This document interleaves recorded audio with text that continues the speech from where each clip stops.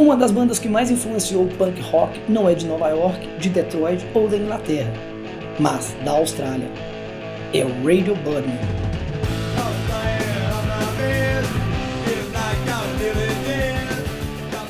E o nome da banda é uma homenagem meio atrapalhada aos Stooges. Sabe quando você escuta uma música e não entende uma parte da letra direito? Então, a música 1970 dos Stooges tem uma parte que diz Radio Burning Up Above, Beautiful Babe, Feed My Love. É claro que Radio Burning virou Radio Birdman.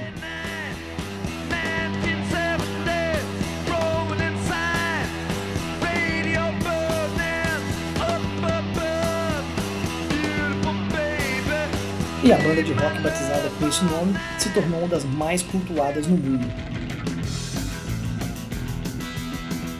Mesmo que você não esteja familiarizado com o som dos caras, é possível que já tenha visto o icônico logo deles em algum lugar, seja em camisetas, bonés, skateboards, pranchas de surf ou mesmo em tatuagens de fãs mais empolgados.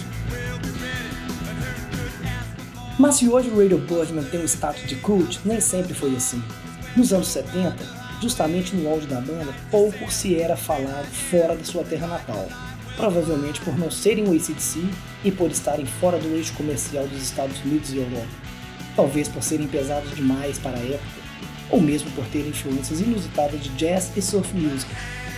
As divergências entre seus integrantes também não devem ter colaborado muito. O que importa é que o Radio Birdman passou a ter seu devido lugar reconhecido ao lado de The Clash, The Damned, Sex Pistols, The Jam e demais nomes da explosão do punk dos anos 70. E para entender melhor esse fenômeno australiano da música independente, vamos nos aprofundar na trajetória da banda. Tudo começou em 1974 em Sydney, na Austrália. O guitarrista Dennis Stack, ex-Stevie Jones, e o vocalista Rob Younger, ex-The Rats, recrutaram o tecladista Philip "Pip" Roy, o baterista Ron Keeley e o baixista Carl Hurk para formar o Radio Birdman.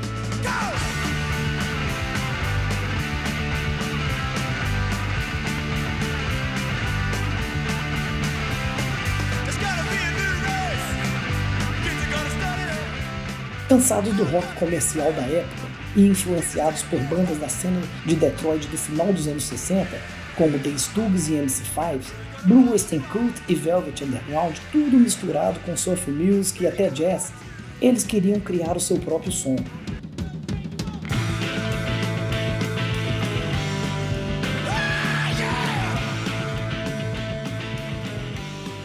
Os primeiros shows não atraíam o público e a banda era constantemente rejeitada por bares e casas de show de Sydney, até que finalmente encontraram um local para tocar, a Oxford Tavern. A notícia foi se espalhando e os shows da banda eram selvagens, tudo podia acontecer, performances malucas, danças aleatórias e o que mais desse na telha. Enfim, não existia uma estrutura pré-determinada, e assim foram formando a sua base de fãs, chegando a ter inclusive um fã-clube.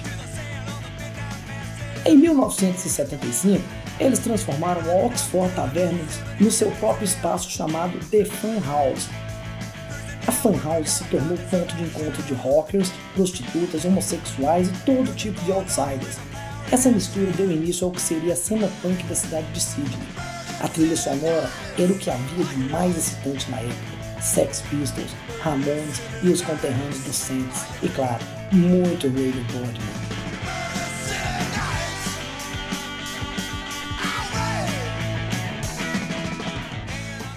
A banda grava seu primeiro EP chamado Burn My Eye em 76 e no ano seguinte, em 1977, o primeiro álbum Radios Appear. Os dois discos foram lançados de maneira independente, com venda direta aos fãs pelo fã-clube.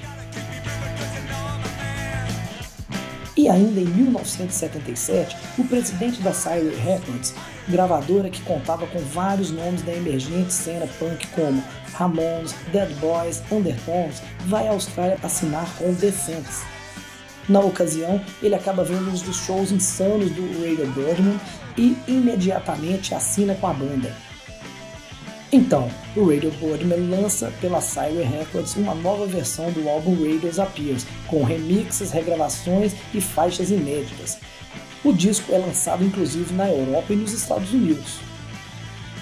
A cena punk cresce em Sydney e com isso surgem problemas com outras tribos, incluindo os Hells Angels.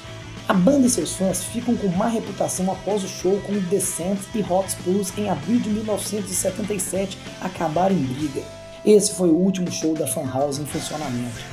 O Radio Birdman decide dar um tempo de Sydney, tocando em outras cidades e trabalhando em novas músicas. 6 meses depois, a banda retorna a Sydney com sangue nos olhos e faz o show mais famoso no Paddington House, para cerca de 2.000 pessoas.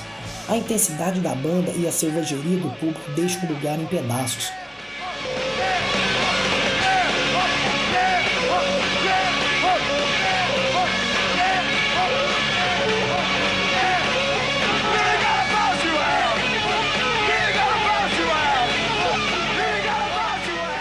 O Radio Birdman se muda para a Inglaterra e faz uma turnê por toda a Europa junto com Flame Grooves.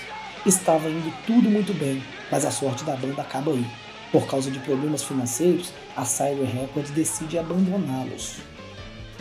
Em 1978, eles gravam o segundo álbum Living Eyes.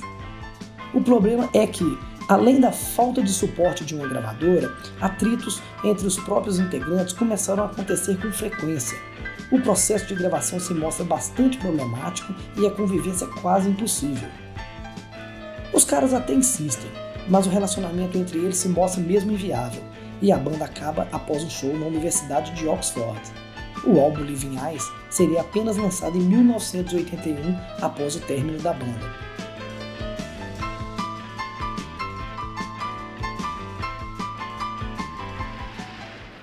Em 1996, o Radio Birdman se reúne para tocar no Big Day Out, um tradicional festival itinerante da Austrália.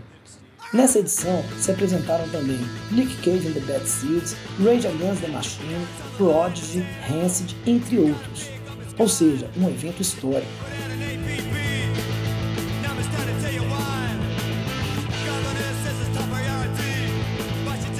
Após a bem-sucedida participação no Big Day Out, o Radio Birdman segue fazendo shows esporádicos. Os antigos problemas de convivência e divergências artísticas, no entanto, continuam. Talvez esses problemas e brigas de ego constante tenham sido o principal motivo da banda não atingir o sucesso que merecia. Mesmo com tantos desentendimentos, o Radio Birdman ainda grava um álbum de inéditas em 2006, intitulado Xenobeat. O disco foi lançado pelo próprio selo da banda Crying Sun Records. O legado do Radio Birdman é incontestável para o punk e para o rock em geral, e especificamente a cena australiana. A influência deles é nítida em toda geração de bandas. Vale destacar The Hitman, Sun Boys, Cold Chisel, Flaming Hands. Das bandas mais recentes podemos citar Amil and the Sniffers, The Chats e Pissed Idiots. Agora, o que os fãs mais querem é que o Radio Birdman consiga driblar essas tretas e continue gravando e tocando.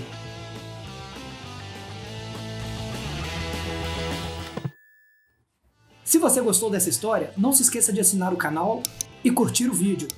E para que você receba novas atualizações, clique no sininho.